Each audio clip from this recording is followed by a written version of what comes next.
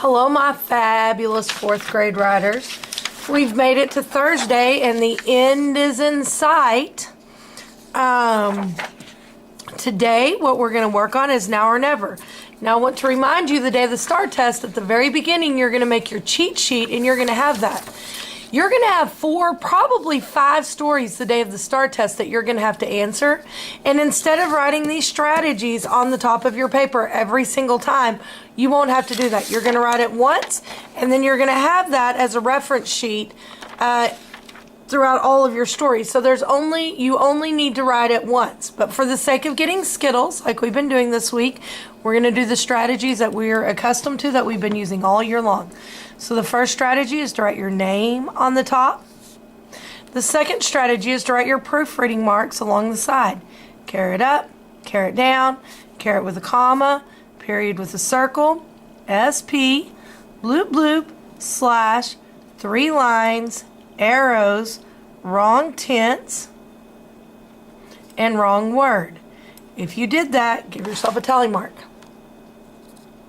The next strategy that we use is we put brackets around our intro and we write intro. The reason that we do that is there's never going to be a mistake up here in the introduction. There's never going to be a mistake up there. And so it's important that we read the introduction because it tells us what our story is going to be about. Claire wrote this story about a boy who overcame his fear. Now, we wrote a similar story to this week about a time you were scared and how you overcame it. So this might be something similar to what you wrote. Read Claire's story and look for revisions that she should make. Now, remember, if it's editing, it's going to say corrections or improvements. This says revision, so you know that it's revising. The reason that that's important to know the difference, if it's editing, you're going to be able to read your story and look for spelling, capitalization, and punctuation mistakes, even usage mistakes. But if it's revising, there's not going to be any mistakes in the story. There's not going to be any spelling problems. There's not going to be any capitalization problems or punctuation problems. It's going to be grammatically correct. When it's revising, you're revisiting your story and you're asking yourself, okay, which of these could I change it to make it better? So it's important to know kind of the way you attack it, whether it's revising or whether it's editing. If you put brackets around your intro and wrote intro, give yourself a tally mark. The next strategy is to label the different parts of our story. So our intro is A. We underline the title and label it B. The picture is C. And this just tells, it's like the picture credit, but it's not it's like the copyright. It's not the, a caption or anything like that. So you don't need to label the caption. And there's no other pictures. So that's all we're going to do. So if you labeled the different parts of your story, give yourself a tally mark. The next strategy that we're going to use is we are going to cheat. When we cheat, we're going to look at our questions, and we're going to look at what they're asking us questions about, and then we're going to highlight them. Claire wants to strengthen the focus of her story. Which of the following is the best replacement for sentence 10? So if you're going to replace sentence 10, it said Jared wanted to do it, and it was repel. And they're saying that's not a good sentence. We're going to replace it. So we're going to bloop that out. And when you replace something, you put a star. When you add or replace, you put a star. The next one. The meaning of sentence 12 is unclear. What change can Claire make to improve the clarity of this sentence? So we're going to make sentence 12 more clear. So we're going to highlight sentence 12 because it is unclear. Which of these sentences could best follow and support sentence 15? So you can highlight sentence 15. Then you're going to put a star after 15 because this is where we're going to add our sentence. And of course my pen's going to give me trouble. You can put a star because this is where we're going to add a sentence. The next one says, what is the most effective way to combine sentences 24 and 25? So you're going to combine 24 and 25. You're going to color in 24. You're going to color in 25. Put a parentheses before 24, after 25 to show that you're going to combine those two. Claire forgot to introduce an important detail into her last paragraph.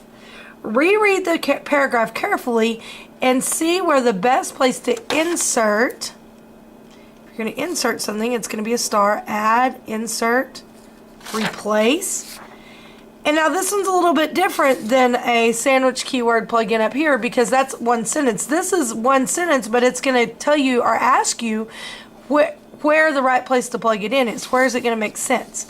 So you're just going to put a little star here. So you're going to put a little star after sentence 19, a little star after sentence 20, after 21, or after sentence 26.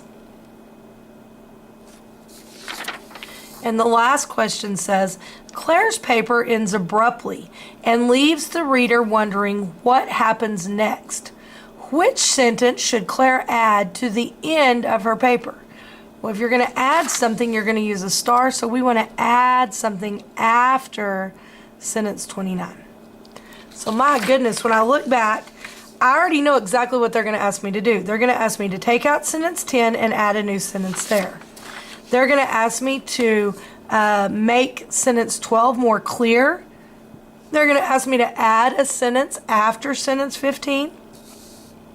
They're going to give me a sentence and ask me, does it make better sense after 19, after 20, after 21, or after 26? They want me to combine 24 and 25, and then they want me to add a closing to the paper. So these are all things that they want me to do to my paper. If you cheated and made your marks, give yourself a tally mark. The next strategy that we do is just to read the story so we know what they're talking about. Now or never. And it's a picture of someone overcoming their fear, and it's a picture of a kid rappelling down the side of a mountain. So, follow along as I read. Jared felt dizzy as he looked over the cliff. The ground seemed to be a long way down. His camp counselor, Andrea, smiled up at him. She gave Jared a thumbs up. Jared gulped. He still wasn't sure he could do this. All week at camp, Jared had eyed the tall cliff. He had seen other campers rappelling down the side of it. It looked so cool, but so scary at the same time. Jared wanted to do it, and it was repel. I think the reason they wanted us to replace that sentence is it doesn't exactly sound the way we talk. Now, Jared was hooked up to a rope by a complicated mass of straps. He was at the top of the cliff. He was at the top of the cliff with him, saying something about how strong the rope was. That sentence is unclear. Hopefully we can fix it. He explained that Jared didn't need to be afraid because the rope and straps would hold an elephant. Nice to know, Jared said. At the bottom of the cliff, Andrea was connected to the rope. It was time. Now or never, Jared thought. Keeping his eyes on the counselor at the top, he slowly leaned back. He felt the strong, straight rope in his hands. Jared gripped it tightly and leaned out as far as he could stretch. Step, step, step. His feet took turns creeping down the side of the cliff. He was doing it. Jared was actually rappelling. He made his way steadily down. A grin began to spread over his face. He went faster and faster until his last step was more like a jump. Jared suddenly realized that he had made it to the bottom. His legs were still a bit shaky as he gave Andrea a high five. But Jared knew exactly what his first words would be now that he made it down. It kind of leaves us hanging here, though, because it doesn't tell you, okay, what were his first words when they were down? So far, you could have had 1, 2, 3, 4. You could have 5 tally marks so far.